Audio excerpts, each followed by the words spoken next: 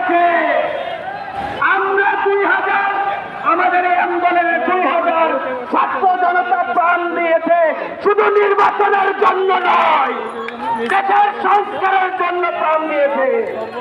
Private বিশ্ববিদ্যালয়ের ছাত্রছাত্রীদের পক্ষ থেকে একটা স্পষ্ট ভাবে জানিয়ে দিতে চাই, যতদিন এই বাংলায় সংস্কার হবে না, ততদিন এই বাংলায় নির্বাচন হবে না।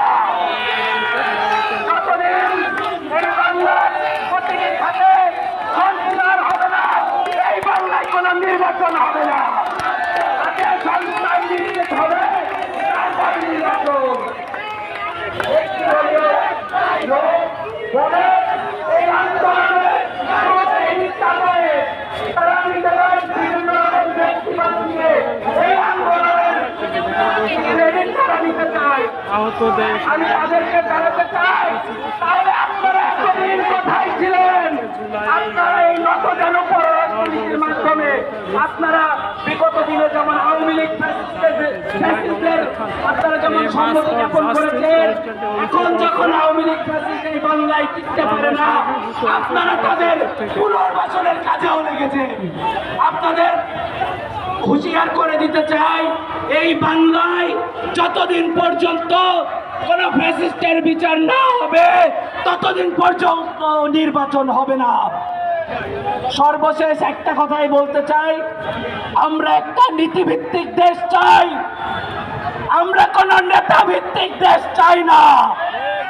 একদম ক্লিয়ার কথাই বলতে চাই, আমরা যেমন মুজিববাদ চাই না, তেমনই কোন জিয়াবাদও চাই না। অবশেষে আমরা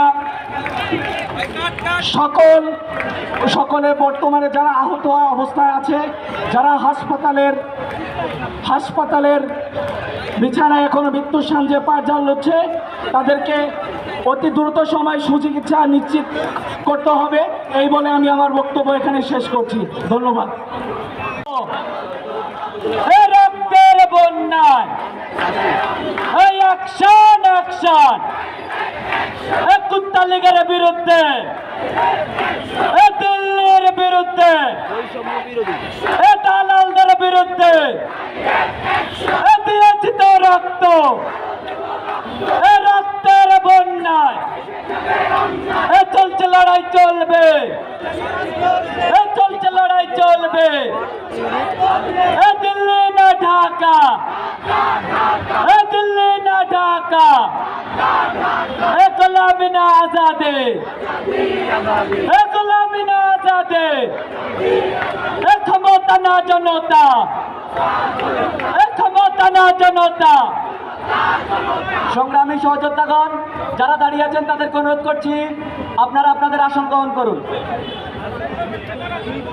আমাদের ডান পাশে যারা আছি তারা একটু সামনে চলে যাই। ডান পাশে আমরা যারা আছি তারা সবাই সামনে চলে যাই। আমাদের এখানে জায়গা সংকট, আমরা একটু পিছনের দিকে দাঁড়াই। আমাদের মিরপুরের বাসিন্দারা, ব্র্যাক বিশ্ববিদ্যালয়ের শিক্ষার্থী সহ, বিউবিটি সহ আরো যেই শিক্ষার্থীরা আসছি, আমরা পিছনের চেয়ারগুলো খালি আছে, যদি একটু পিছনে বসি তাহলে সুন্দর দেখায়। আমরা পিছনে যাই। আমাদের এখন এই পর্যায়ে বক্তব্য রাখবেন আসিফুল্লাহ ইউনিভার্সিটির আমাদের আরেকজন সহযোদ্ধা আরপিএস আবদিন।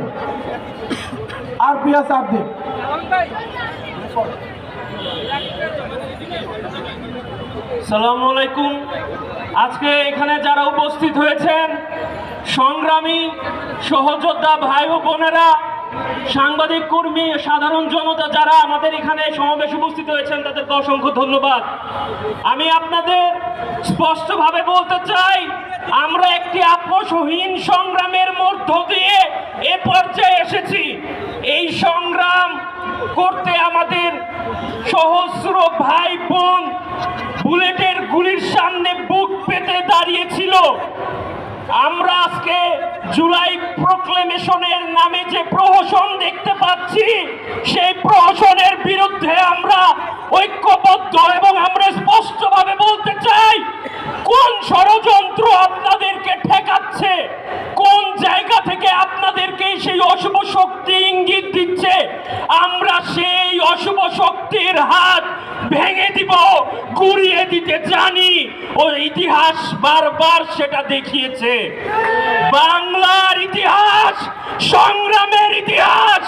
আমার ভাষা আমরা রক্ত দিয়ে এনেছি, আমাদের স্বাধীনতা আমরা রক্ত দিয়ে এনেছি, আমাদের এই বিপ্লব আমরা রক্ত দিয়ে এনেছি। আমরা রক্ত দিতে জানি, রক্ত দিতে আমরা শিখেছি। আমরা ভয় পেয়ে পিছিয়ে যাওয়ার জাতি নই, আমরা গর্বিত জাতি। সেই জায়গায় বলতে চাই, প্রাইভেট বিশ্ববিদ্যালয় ঐক্যবদ্ধ সবসময় ছিল, আছে ও ভবিষ্যতে থাকবে। আমাদের যে কোনো সংগ্রাম, আমাদের যে কোনো আহ্বানে আপনারা সাধারণ জনতা যেভাবে প্রাইভেট বিশ্ববিদ্যালয়ের ছাত্র ছাত্রীকে ভালোবেসেছেন, আশা করি সামনের দিনগুলোতেও আপনারা আমাদেরকে সেইভাবে ভালোবাসবেন ও সাথে থাকবেন এবং আমাদের আপসহীন সংগ্রামে সবসময় সমর্থন দিবেন। আজকে আমরা দ্বিতীয়হীনভাবে বলতে চাই, আপনারা চোখে চোখ রেখে কথা বলতে শিখুন, অন্যায়ের বিরুদ্ধে প্রতিবাদ করতে শিখুন। আপনাদের অবশ্যই ঐক্যবদ্ধভাবে সে সমস্ত অশুভ শক্তিকে মোকাবেলা করতে হবে। আমি জুলাই অভ্যুত্থান বিশেষ ছেলে যেহেতু রয়েছে, আহত ভাই বোনদেরকে নিয়ে কাজ করছি, সুতরাং আপনারা আপনাদের জায়গা থেকে আমাদেরকে সমর্থন দিন, পাশাপাশি সমস্ত অশুভ শক্তির বিরুদ্ধে আমাদের পাশে সবসময় সমর্থন দিয়ে যাবেন। ধন্যবাদ। যেহেতু সময় কম, সংক্ষিপ্ত বক্তব্য দিলাম। আপোষটা সংগ্রাম, আপোষটা সংগ্রাম, এই কোন আপোষ হবে? সংগ্রাম কি চলবে? এই সংগ্রাম চলবে। ইনকিলাব, ইনকিলাব, ইনকিলাব, ইনকিলাব।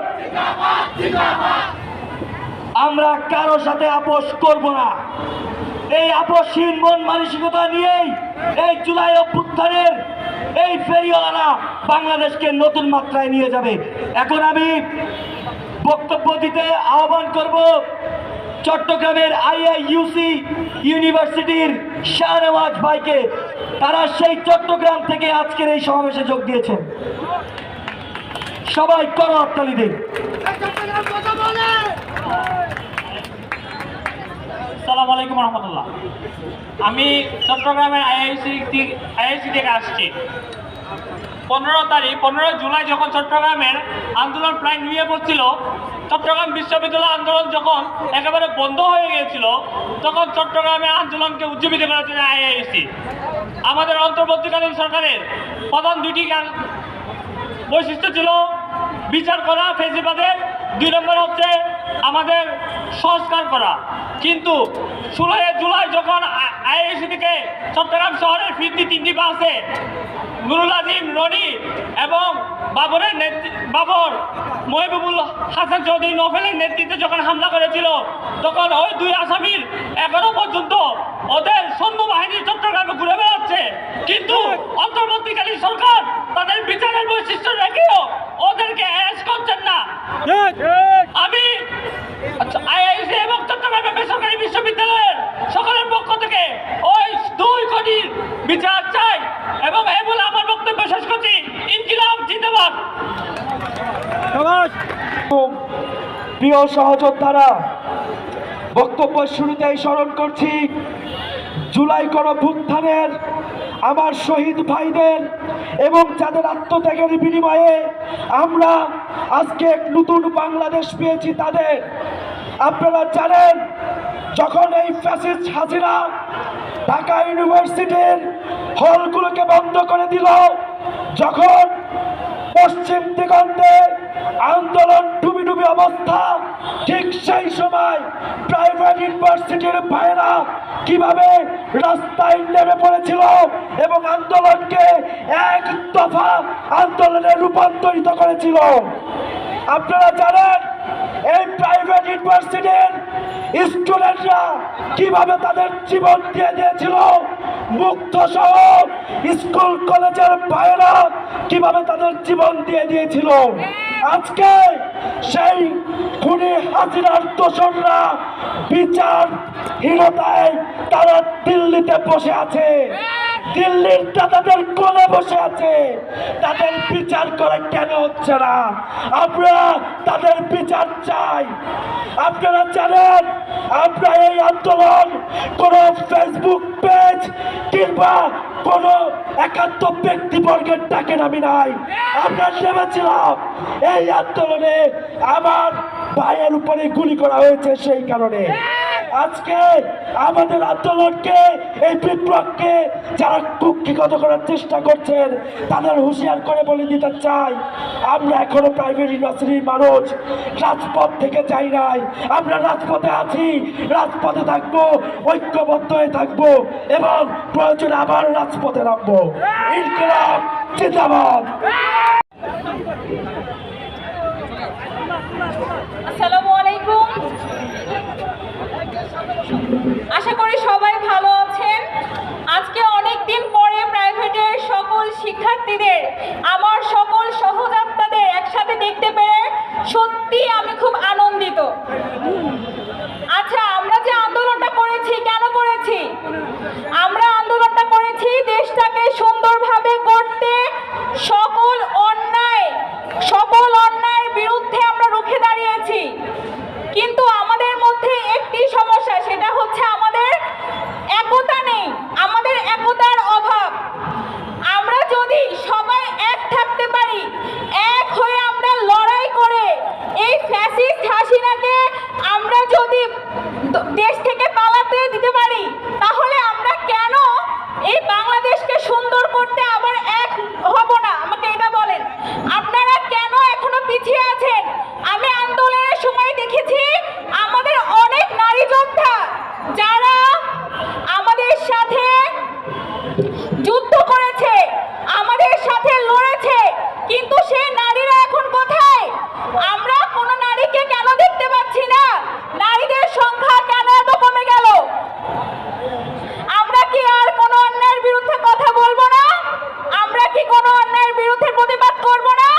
আমাদের এই প্রতিবাদের ভাষা কি থেমে যাবে?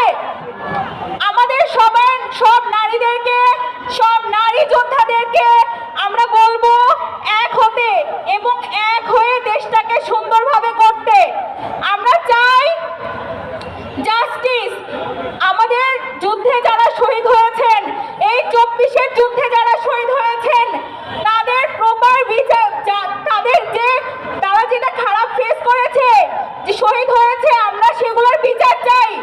এবং এখনো পর্যন্ত যারা অসুস্থ, যারা মেডিকেলি চিকিৎসাধীন, টাকার অভাবে চিকিৎসা করতে পারছে না, আমরা চাই তাদের খুব দ্রুত চিকিৎসার ব্যবস্থা হোক এবং এই 24-এর আন্দোলন একটি স্বীকৃতি পাক। আমার এই সংক্ষিপ্ত বক্তব্য রেখে আজকে আপনাদের থেকে বিদায় নিচ্ছি। আল্লাহ হাফেজ। সংগ্রামী সহযোদ্ধাবৃন্দ, আপনারা কেমন আছেন? আমরা কেউই ভালো নাই। কেন ভালো নাই বলেন তো? আমাদের বিপ্লবের দীর্ঘ 6 মাস পার হয়ে যাওয়ার পরেও আমরা যেসব কারণে আমাদের নিজের জীবনের ভয় না নিয়ে রাজপথে নেমেছি, সেই বিপ্লব কি আমরা ঘটাতে পেরেছি? আমরা কিন্তু সেই বিপ্লব এখন পর্যন্ত ঘটাতে পারি নাই। তাই অতি শীঘ্রই এই অন্তর্বর্তীকালীন সরকারের কাছে আমাদের বিনীত অনুরোধ থাকবে, আপনারা জানেন প্রাইভেট ইউনিভার্সিটির স্টুডেন্টরা কখনো রাজনীতিতে এইভাবে সম্পৃক্ত ছিল না, কখনোই ছিল না।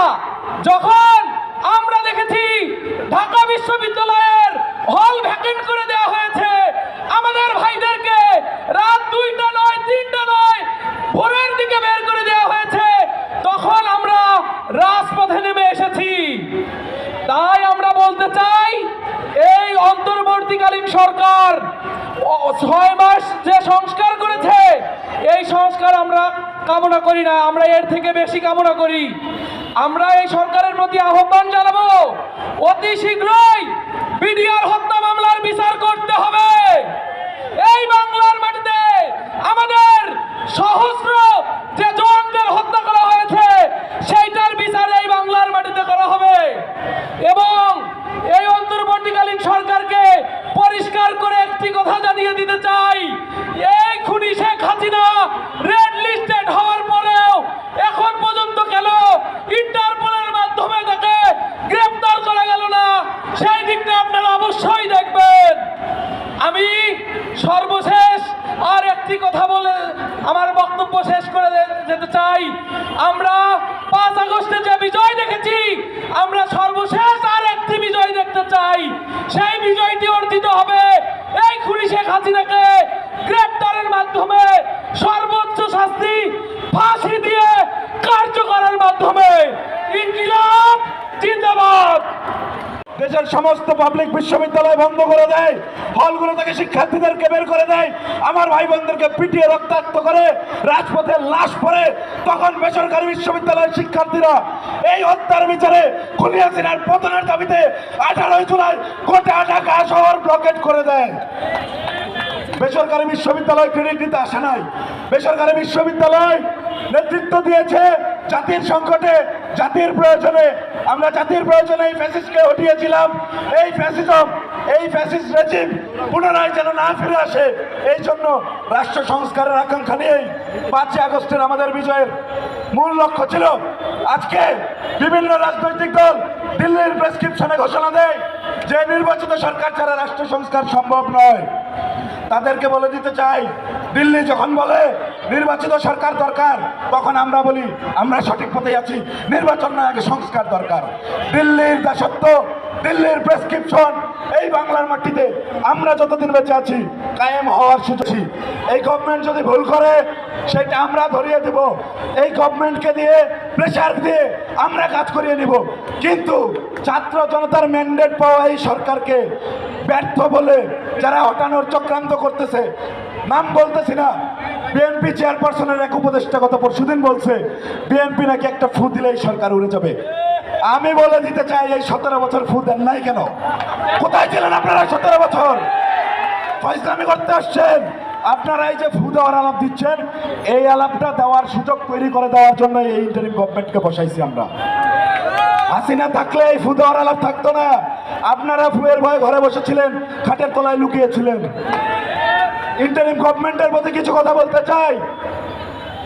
আমরা এখনো চরম নিরাপত্তাহীনতায় ভুগি, চরম হতাশায় ভুগি, কারণ আমার ভাইদেরকে যারা গুলি করেছে তাদের বিচার হচ্ছে না। হাসিনার আমলে সেই যদি শাপলা চত্বর দেখতে চাই, বিডিআর বিদ্রোহ দেখতে চাই, তারই ধারাবাহিকতা 24-এর এই পরপর 3টা গণহত্যা। আমরা তো এখন জুলাই রেগুলেশন বলি, কিন্তু যখন জুলাই চলে তখন এটাকে আমরা জুলাই ম্যাসাকার বলতাম। এই গণহত্যার কোনো বিচার কেন হয় নাই, কেন হচ্ছে না, এটা নিয়ে আমরা শঙ্কিত। কাদের ভয় আপনারা বিচার করতে পারতেছেন না? আপনাদের লাগাম কে টেনে ধরতেছে তা আমাদের সামনে প্রকাশ করুন।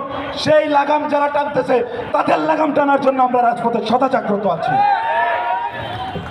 সর্বশেষে বলতে চাই, দিল্লির প্রেসক্রিপশনে বাংলাদেশ চলবে না।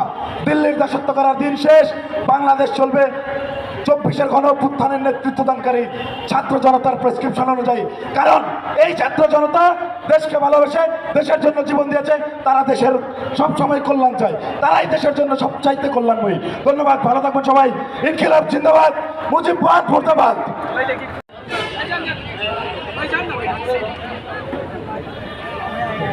সংগ্রামী সহযোদ্ধাগণ, আপনারা জানেন এই দেশ নতুন একটি বাংলাদেশ পেয়েছে দিল্লির দাসত্ব করার জন্য নয়। এই স্বৈরাচার হাসিনাকে পতন করেছি তাকে পুনর্বাসন করার জন্য নয়। কেউ যদি কোনো চক্রান্ত করে এই আওয়ামী লীগকে আবার পুনর্বাসন করবে, তাহলে বেসরকারি বিশ্ববিদ্যালয় আবার চুপ করে থাকবে না। বেসরকারি বিশ্ববিদ্যালয় আবার রাজপথে নামবে। বাংলাদেশে যেন আর ইতিহাসের কখনো যেন ব্যতিক্রম সৃষ্টি না হতে পারে। 24-এর গণঅভ্যুত্থান ঘটিয়ে দেখেছি বেসরকারি বিশ্ববিদ্যালয়। এই বাংলার মাটিতে আর কোনো ব্যতিক্রম সৃষ্টি আমরা করতে দিব না। এই বাংলার মাটিতে দিল্লির কোন ব্যাক সেকশনে দেশ চলবে না। 24-এর গণ অভ্যুত্থানে আমার ভাইদেরকে যারা অন্যায়ভাবে গুলি করেছে, নিহত করেছে, 2000-এর অধিক আমার সহযোদ্ধাগণ নিহত হয়েছেন। এই সন্ত্রাসীদেরকে, এই আওয়ামী লীগ গুন্ডা লীগদেরকে এখনো পর্যন্ত কোনো বিচারের আওতায় আনা নাই এই সরকার। এই অন্তর্বর্তীকালীন সরকারকে আমরা বলে দিতে চাই, এর বেসরকারি বিশ্ববিদ্যালয় 24-এর গণ অভ্যুত্থান যেরকম ঘটিয়েছে, আবার যদি কেউ এই প্যাসেজম সিস্টেম করতে চায়, তাহলে আমরা আবার চুপ করে থাকবো না। আমরা চুপ করে থাকবো না। এই দিল্লির দাসত্ব থেকে আপনারা জানেন কি পরিমাণ এই দিল্লি আমাদের বর্ডার পর্যন্ত আমাদের ভাইদেরকে হত্যা করা হয়েছে। তাও আমাদের হাসিনা চুপ ছিল।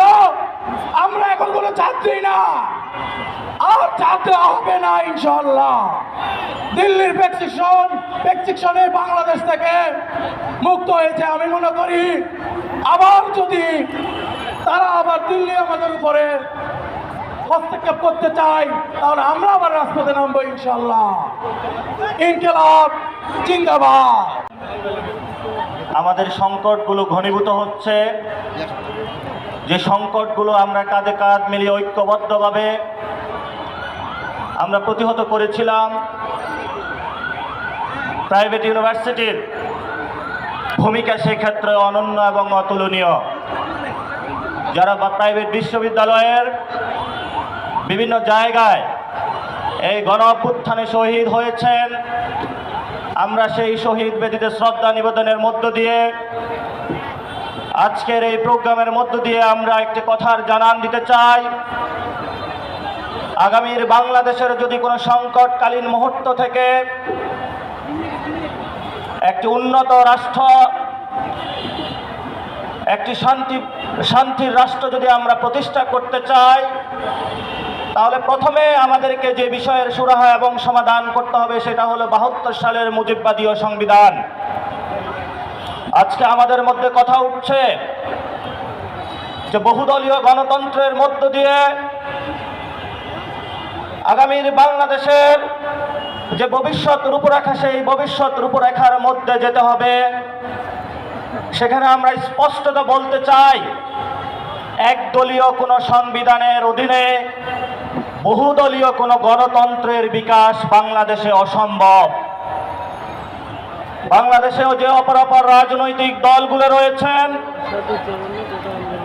আপনাদের প্রজ্ঞা, আপনাদের রাজনৈতিক লড়াই, আপনাদের দীর্ঘ ত্যাগ তিতিক্ষাকে আমরা সম্মান করি, কিন্তু সেই সম্মানের জায়গাটা যদি মর্যাদাকর আসনে আপনারা প্রতিষ্ঠিত হতে চান, তাহলে 72-এর একদলীয় যে গণতন্ত্রের যে যাত্রা, বাকশালের যে যাত্রা, বাংলাদেশের গত 53 বছরে বাংলাদেশের সকল প্রতিষ্ঠানগুলোকে ধ্বংস করে দেওয়া হয়েছে।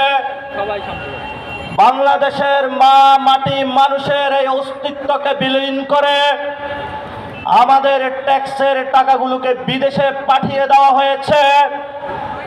আমাদের এই প্রিয় মাতৃভূমিকে নিয়ে বিদেশি যে শক্তিগুলো গত 53 বছরে খেলাধুলা করেছে, আমরা যদি সেগুলো প্রতিহত করতে চাই, তাহলে আমাদের একটি বহুদলীয় সংবিধান প্রয়োজন। এই বহুদলীয় সংবিধান যে রচিত হবে বাংলাদেশে, সেটা এই 24-এর যারা বাঘ এবং ভাগিনী রয়েছে, তাদের হাত ধরে সেই নতুন যাত্রা এবং সূর্যোদয় উদিত হবে। আমরা আমাদের প্রাইভেট বিশ্ববিদ্যালয়ের যারা সহযোদ্ধা রয়েছেন, পাবলিক বিশ্ববিদ্যালয়ের যারা সহযোদ্ধা রয়েছেন, আমাদের পাহাড়ের যারা সহযোদ্ধা রয়েছেন, আমাদের সমতলের যারা সহযোদ্ধা রয়েছেন, সবাই আসুন আমরা ঐক্যবদ্ধ হই। মুজিববাদী সংবিধান, একদলীয় সংবিধান থেকে বের হয়ে আমরা বহুদলীয় সংবিধান রচনার দিকে আমরা অগ্রসর হই। সেই বহুদলীয় সংবিধান রচনার জন্য আমাদেরকে শক্তির জানান দিয়ে রাজপথে লড়াই করেছেন, গুম হয়েছেন, খুন হয়েছেন, শহীদ হয়েছেন, আয়নাগরে গিয়েছেন, নিজেদের ভিটে মাটি বিক্রি করা হলো, রাজনৈতিক লড়াই চালিয়ে গিয়েছেন। সেই সকল ত্যাগ তিতিক্ষার জন্য আগামীর বাংলাদেশের সংকট সমাধানের জন্য আমাদেরকে সকলকে ঐক্যবদ্ধ করে গণপরিষদ নির্বাচনের দিকে আমাদেরকে যেতে হবে।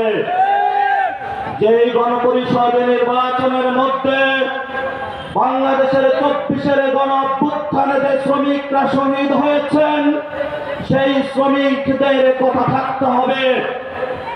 যেই গণপরিষদের যে সংবিধান তৈরি হবে, সেই সংবিধানে যারা আমাদেরকে কোলে পিঠে মানুষ করেছেন, যারা আমাদেরকে 10 মাস 10 দিন গর্ভে ধারণ করে এই পৃথিবীতে আলোর চোখ দেখিয়েছেন, আমাদের মা এবং বোনেদের অধিকারের প্রশ্নগুলো লিপিবদ্ধ থাকতে হবে।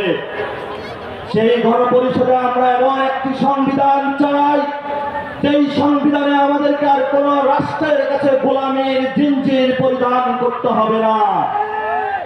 আমরা গণপরিষদের মধ্য দিয়ে এমন একটি সংবিধান চাই, যেই সংবিধানের মধ্য দিয়ে আর কোন ফ্যাসিস্ট শক্তি বাংলাদেশের মাথা উঁচু করে দাঁড়াতে পারবে না। আমরা এমন একটি গণপরিষদের মধ্য দিয়ে সংবিধান চাই, সেই সংবিধানের মধ্য দিয়ে গত 53 বছরে বাংলাদেশের যেই সকল রাষ্ট্রীয় পলিটিক্যাল যে ইনস্টিটিউশন গুলো রয়েছে, যেগুলোকে চিরতরে ধ্বংসের জন্য পায়তারা করা হয়েছিল, সেগুলোকে নতুন করে আমরা একটি জাস্টিস এবং ইনসাফের ভিত্তিতে সমাজ বিনির্মাণের দিকে আমরা অগ্রযাত্রাতে সবাই ঐক্যবদ্ধভাবে সামিল হতে পারবো। প্রিয় সহযোগিতাবৃন্দ, আমি আমার কথা আজকের এই বক্তব্য আপনাদের কাছে স্পেসিফিক সামরাইজ করে বলতে চাই।